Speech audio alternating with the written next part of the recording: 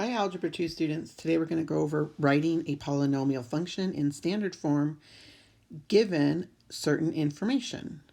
So in this particular problem, so they do want you to write it in standard form. So when we get all done, we need to make sure our answer is written in standard form. And we're going to use the intercept form. So remember with intercept form, if it's in factored form, right, intercept form is like factored form, that our P and our Q are the zeros of the polynomial. And obviously this could keep going and you could have more and more and more zeros. There's not necessarily just two zeros. Okay, so let's look at example 1. In example 1, they are saying the degree is 2. That means there are going to be exactly 2 zeros. Now they could be repeated zeros, but the degree is 2. So it should come out as x squared, yada, yada, yada, right? And they're giving us that P of 0 equals negative 36, which we're going to deal with this later. So we're going to deal with this part later. The fact that this P of 0 equals negative 36. So far we're given the zeros are 3 and the 0 is negative 4. So we're just going to plug those in to our P and Q. So that would give us, and as you can see, they want us to use P for our function. So we're going to say P of x, because they're asking us to use P for the function instead of f of x or g of x. It doesn't really matter if you say f of x. They're just insinuating they want P of x equals, we don't know what a is, right? So we don't know what a is right now, but we know that one of our zeros is 3, so it would be x minus 3.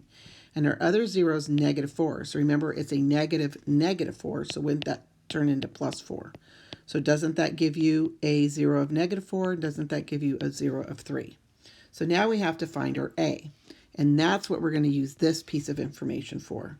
So they're saying when you plug in 0 for x, so they're saying when you plug in 0 for x, you're going to get out negative 36 into the function. And so we're going to use that information to find a. So this is basically a times negative 3 times 4, so that's negative 12a equals negative 36. We're going to divide both sides by negative 12, and that's how we find our a. So our a is 3. So now we can go back up and rewrite P of x equals 3 times x minus 3 times x plus 4. So this is the polynomial. So this is an answer, but this is an answer in factored form. They want the answer in standard form. So what do you think we have to do if we need to put the answer right? They said to write the answer in standard form, and this answer is in factored form. Yeah, we got to multiply it out. So you can do it lots of different ways. You can multiply 3 times that first and then take 3x minus 9 and multiply that times x plus 4. You could do it that way. You could FOIL and multiply the two binomials first by foiling. That's usually what I like to do, so it doesn't matter. So when you FOIL this, you should be able to FOIL this pretty good in your head. X squared, I got a 4x and a negative 3x, so that's an x, and then negative 12. So you should be able to do first side, outside, inside, last pretty easily without having to do a lot of work. And then so our final answer is 3x squared plus 3x minus 36. And here's our answer in standard form. So don't stop the video and say, oh, I got this, I can just do my homework, because there's some more complicated problems coming up. So let's look at the next one. Okay, so in example 2, we have P as a degree 3. So our answer should be like x to the third power, etc. So P of 0 equals negative 20, and we have 3 zeros this time. So we have P of x equals, we don't know what a is yet, and then we've got the 3 different zeros. So x minus a negative 1 would be plus 1, x minus 5, and x minus 2. And then we're going to find a by using the fact that P of 0 equals negative 20, so we're going to use that to find our a. So that says that when x is 0, right, when x is 0, then P of x is negative 20. And so that's a times 1 times negative 5 times negative 2. And so that gives me 10a equals negative 20. Divide both sides by 10, and that gives you that a equals negative 2. So that means p of x is negative 2 times x plus 1 times x minus 5 times x minus 2. And remember, this is an answer in factored form. But they want it to have it in standard form, so you have to multiply that all out. So I'm going to multiply these two, and then I'm going to multiply that answer, and then I'll multiply everything by negative 2 afterwards. You can do it any way you want. So I've got x squared minus, so a negative 5x and a positive 1x is a negative 4x's, and then negative 5. So that's the trinomial, and then I have to multiply that by negative 2, and there's lots of ways to multiply that trinomial. If you want to use the generic rectangle technique to multiply that, so if you want to do it that way, if you want to do it the vertical method where you multiply x minus 2 and you multiply it that way, or you can just simply multiply. So I'm just going to multiply x times each one of these. And when I do that, that gives, right, I'm just using the distributive property. So that gives me x to the third minus 4x squared minus 5x. And now I'm going to multiply negative 2 times each of the terms in the trinomial. And that's going to give me, so negative 2 times x squared is negative 2x squared. Notice how I'm lining it up what it's like. And that gives me positive 8x's and positive 10. And so I've got negative 2x cubed minus 6x squared plus 3x plus 10. And so my final answer, let me double check that real quick. Okay, I double checked my signs, multiply it through, that gives you negative 2x cubed plus 12x squared minus 6x minus 20. And so there's your final answer in standard form. Okay, let's look at example 3. Okay, notice in example 3, it says it's a degree 3, and it gives us the p of 0 equals negative 2. That's going to help us find our a. And then the actual zeros are 4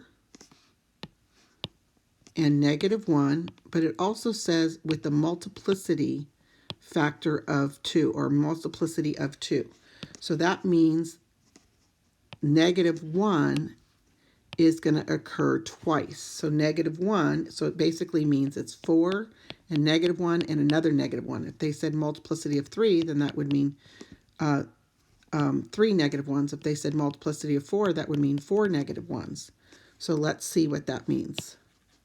So we've got our p of x equals a, and then x minus 4 is one of the zeros, and then x plus 1, because minus a negative is plus 1, and the multiplicity factor is 2. So notice that the multiplicity factor is 2. That's why I put a squared there, because we have 2 of those. And then just proceed like we did before. So you can pause the tape and you should be able to finish up the problem. So we're going to find a by plugging in 0. Right? It says when x is 0, then the y value is going to be negative 2. So when x is 0, the output is negative 2. So that gives you negative 4a equals negative 2. Divide both sides by negative 4. Be careful, that gives you a is positive 1/2.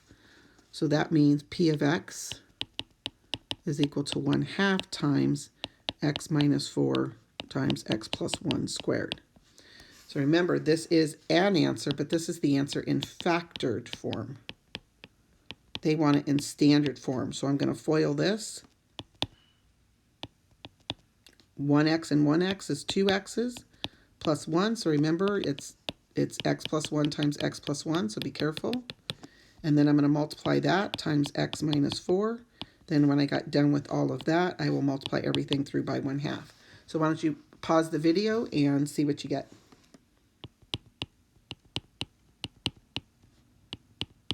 So I just now multiplied x times each one of these, and that's what I got. And now I'm going to go back and multiply -4 times each one of those.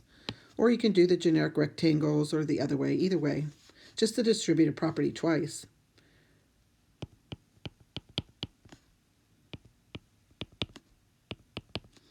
So that gives me x cubed minus 2x squared minus 7x minus 4, and I have to multiply all that by 1/2.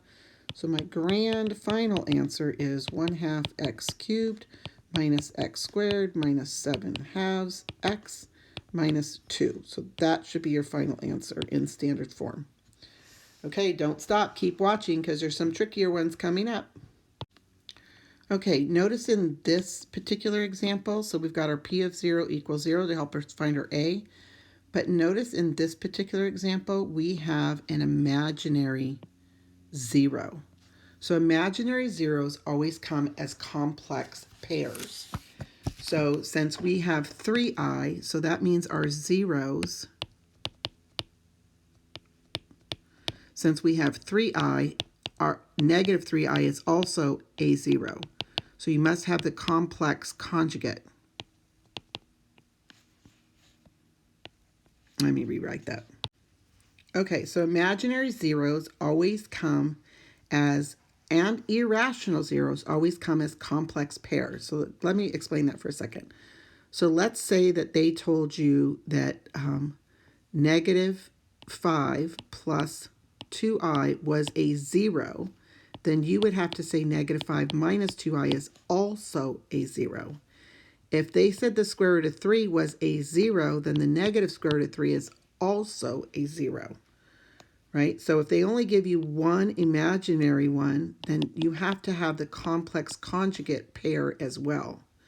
So if they said -5 square root 3, then you would have to include +5 square root 3, because they're assuming you already understand that they already come as complex pairs. So the assumption is that you know that. So otherwise, they're going to write plus and minus 5 radical 3. So if they write that, then they're actually giving you the actual pair.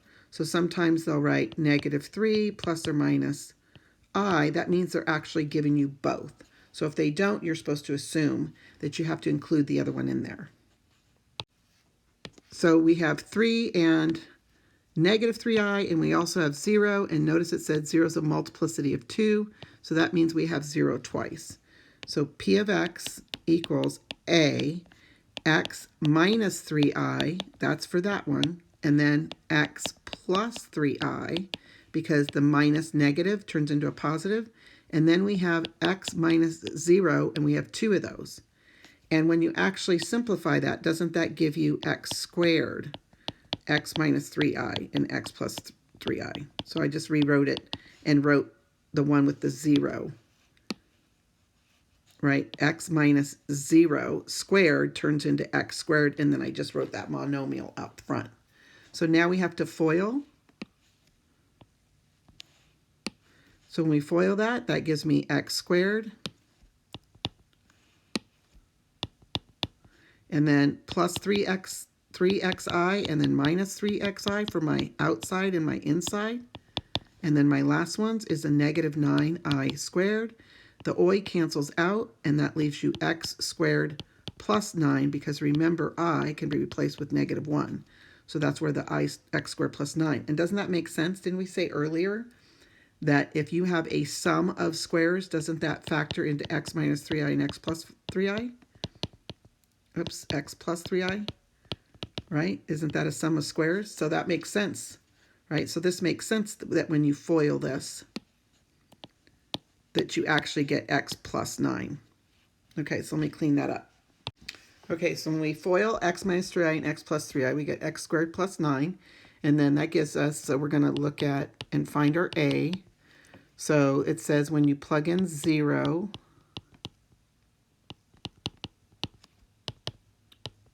you're supposed to get 0 out, right? So I said when you put x is 0, the output is 0. The function is 0 when x is 0. So that gives you a times 0 times 9, and that gives you 9a. And when you divide by 9, that gives you a equals 0. So let's think about that for a second. So when I write my final answer, I have p of x, and a is 0, and then I have x squared. Oops, let's multiply this out. Well, x to the 4th power plus 9x squared.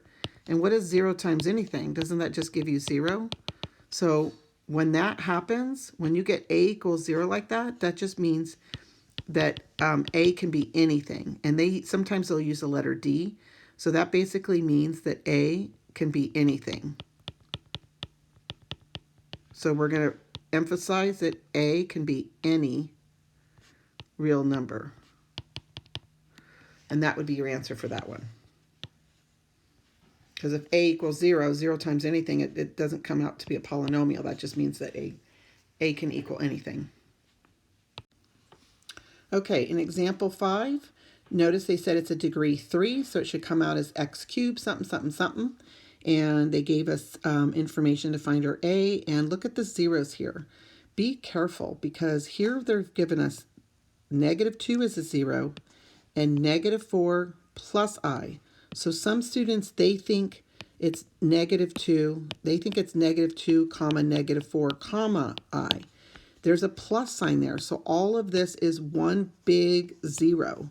So you have to be careful, because sometimes we'll write -2, comma, 4 plus I and tell you the zeros instead of using an and, we'll use a comma, and kids will think that it's x plus 2, x minus 4, and x plus I minus x minus I, because they're thinking there's that plus. They're thinking it's -2, comma, 4, comma, I. So you have to be really careful and recognize that all of that is a 0. So be really careful what you're seeing as a 0. So notice they said the degree is 3, so we should have 3 zeros, but we only have 2. And that's because we're supposed to include the complex conjugate. So that's where our third one's going to come from, right? The degree is 3, so we should have 3 zeros. So we're supposed to include that -4 minus I, right? The complex conjugate is also a 0. So we're supposed to include that one as well. So I'll highlight that one in red. So now when we write our function, we've got p of x equals a, and then we have x plus 2 for that 0, x minus a negative. And then this one is, I'm going to have to write that a little bit lower. And then this one is x minus, and this 0 is -4 plus I. So I have a double parentheses there. And then I have x minus -4 minus I. So do you see that? Do you see that I plugged in, right? I plugged in x minus 4I, and I also plugged in x -4 plus I and -4 minus I, right? And remember, the formula says it's subtraction. So, right, it's x minus p and x minus q. So this was my p and this was my q. This is my 0 and my 0. And then -2 is my 0. Now we have to FOIL that. So let's first of all, let's distribute that. And this one I'm going to use generic rectangles. So we've got x, negative times negative is +4, and negative times a positive I is a negative I. So that was the one in blue. And then x, negative times a negative is a +4, and then a negative times a negative is a positive I. So when you distribute your negative, you get this. And when you distribute your positive or your negative, you get this. So I'm multiplying those two together. Okay, so I erased it, kind of cleaned it up a little bit. So when you distribute the negative, this is what you get. And then notice I put one on top and one on bottom and made generic rectangles to FOIL. Or otherwise, you could just multiply x times each one of these. And then you can go back and multiply 4 times each one of these. And you can go back and multiply -I times each one of these. And then combine like terms. But when it's a 3 by 3, I just find it much easier to use generic rectangles. So that gives me x squared, 4x, -xi. 4 times x is 4x. 4 times 4 is 16. That gives me -4i. And that gives me a positive xi and 4i and a -I squared. So notice that positive xi, negative xi, or no xi's, positive 4i, negative 4i, or no i's. So that leaves me with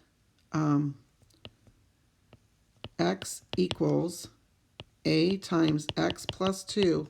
So remember, we're just multiplying the ones with the i's in it. That gives me x squared, and 4x and 4x is 8x, and a positive 16, and remember a negative 1, right? Negative I squared is really a negative 1. So when you replace I squared with a negative 1, doesn't that end up making that positive 1? And isn't that positive 1 and that positive 16 make that a positive 17? And so now we're going to find the a. And so we're going to go back and use that they said if you plug in 0 for x,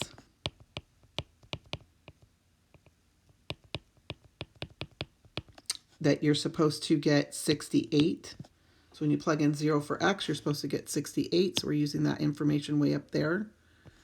And so that's going to give me 2. And isn't that 0? 0 plus 17, so that's 17. So isn't that 34a equals 68? Solve for a, and you get a equals 2. So now we just have to multiply out, and I'm going to have to erase 2 times x plus 2 times x squared plus 8x plus 17. And I'll go ahead and do it, and come back. You do it too, and I'll do it, and we'll check our answers. Okay, did you get the same answer? Was this the answer you got? When you multiplied everything through by 2, that's what you end up getting. And then when you actually multiply x plus 2 times x squared plus 8x, however you decided to do that, did you get that? And don't forget that when you're given an imaginary 0, so when you're given an imaginary 0, you must also include its complex conjugate, right? So don't forget to watch part 2, because part 2 is we give you graphs and ask you to write a polynomial with the least degree. So watch the part 2 video.